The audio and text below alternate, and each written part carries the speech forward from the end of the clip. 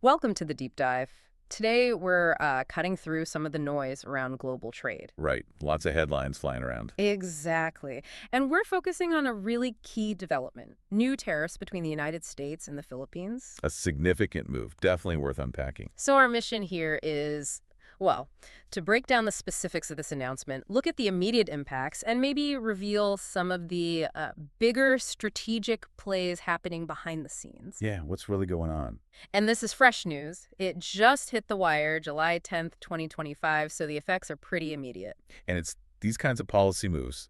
They seem simple, maybe, a tariff number, Uh-huh. but the ripples they send out, they can affect whole economies, industries. Cascading effects, as you say. Exactly. So what you really need to understand isn't just what happened, but maybe why it matters.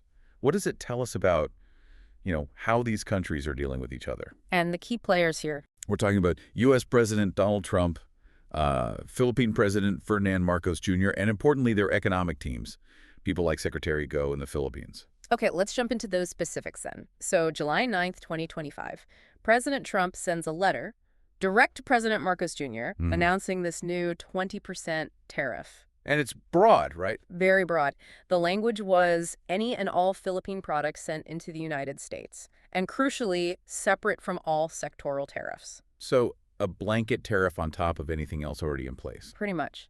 And the effective date, August 1st, 2025. That's really soon, less than a month's notice. It is. And it's also an increase. Remember, there was that original 17% reciprocal tariff announced back in April, so this bumps it up. Right, from 17 to 20%, that's quite the escalation in just a few months. It signals a hardening stance, certainly. So what's the reasoning? What did Trump say in the letter? Well, the stated rationale was pretty direct. He linked it explicitly to correcting, and I'm quoting here, many years of the Philippines' tariff and non-tariff policies and trade barriers, Okay. which he argued caused these unsustainable trade deficits against the United States. Ah, the trade deficit argument again. Yes, but the language was strong.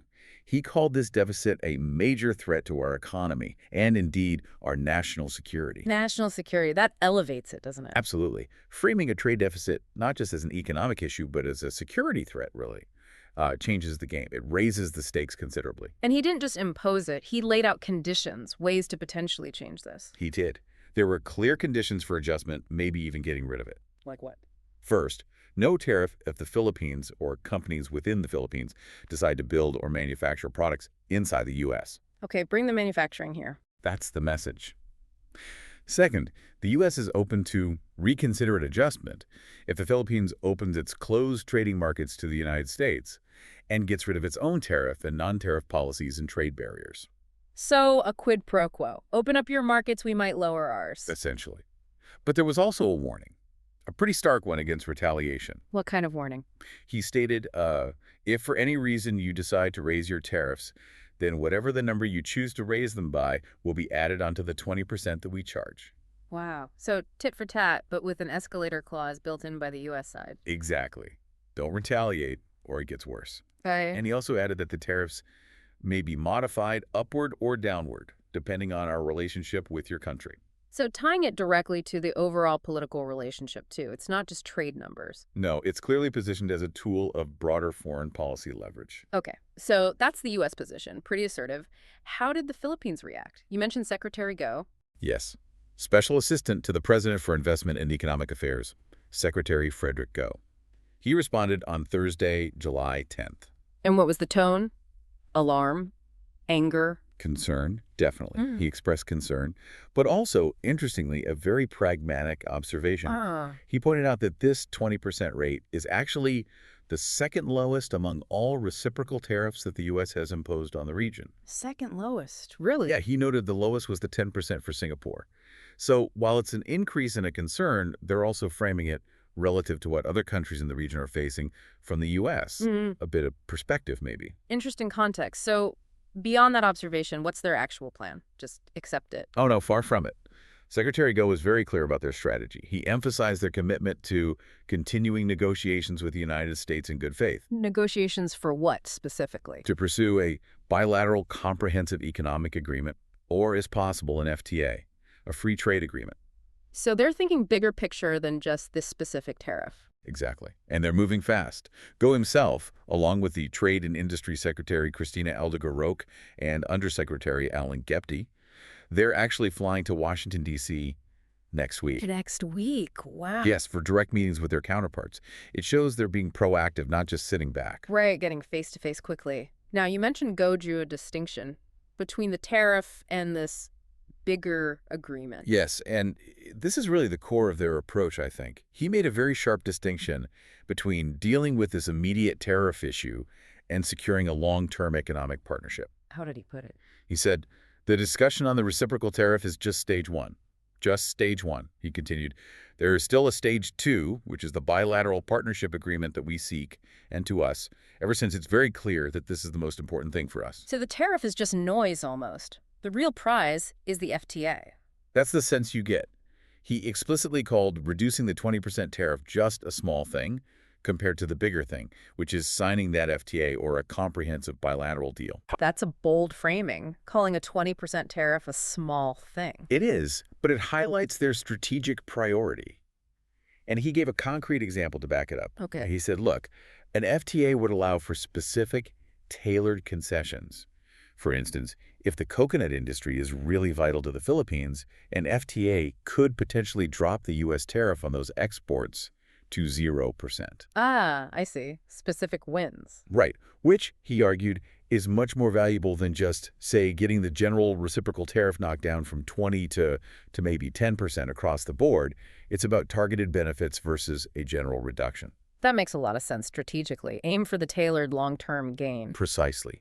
But then there's another layer to this, a really critical detail within the current tariff announcement itself. Okay, what's that? An exemption, a very significant one. While the 20% is meant to be broad, key Philippine exports to the U.S. may be spared. Spared? Which ones? Specifically semiconductor exports. They are noted as an exemption from these new tariffs. Semiconductors. Wow, that's huge, isn't it? It's massive. Why?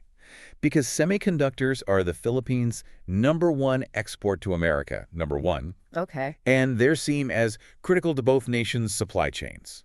And importantly, tied back to that earlier point, they're considered important to U.S. national security. So the national security angle cuts both ways here. It certainly seems so. Secretary Go actually sounded quite positive about this specific point. He said, "The good news for us is most of our semiconductor exports are not covered by tariffs." That exemption really does change the calculus quite a bit. It absolutely does. It shows where the true priorities might lie, especially when supply chains and security are involved. Yeah, that semiconductor piece really underlines the strategic thinking, doesn't it? It shows that even with a focus on trade deficits, things like national security and, well, critical supply chains can carve out significant exceptions. Right. It's not just about the bilateral trade balance number when push comes to shove. And it also reinforces what the Philippines is saying, right? That they're committed to maintaining mutually beneficial economic ties with the U.S. while still, looking out for their own exporters, workers, and industries. Gives them some breathing room, certainly, while they pursue that bigger FTA goal. So if we pull all these different threads together, what's the main takeaway here? It feels like a classic trade negotiation dance, but with some modern twists. I think that's fair. You've got a major economic power, the U.S., using tariffs quite assertively, setting conditions. Right, very clear conditions and warnings. And then you have the targeted nation, the Philippines, responding not just by complaining, but with a clear strategy. They're acknowledging the immediate issue, the tariff. But aiming higher. Exactly. Yeah. Aiming for a much bigger, potentially more beneficial long-term agreement, like an FTA, Yeah. rather than just haggling over a few percentage points on the current tariff. It's a long game approach. It seems to be. Which leads to, I think, a really interesting question for you to consider moving forward. How might this specific carve-out, this exemption for something as critical as semiconductors, influence other trade talks globally? Good question. Especially now, when we see national security concerns and supply chain resilience becoming so deeply tangled up with economic policy. Yeah. Does this set a kind of precedent? A precedent where critical sectors get a pass, maybe? Perhaps. Or where countries realize that their leverage isn't just about trade volume, but about holding key pieces in critical global supply chains. How might other nations navigate these kinds of pressures, balancing the immediate economic hit of tariffs against the strategic value of certain exports? Yeah, that's definitely something to watch, how this specific case might ripple outwards and shape future negotiations. Lots to think about there.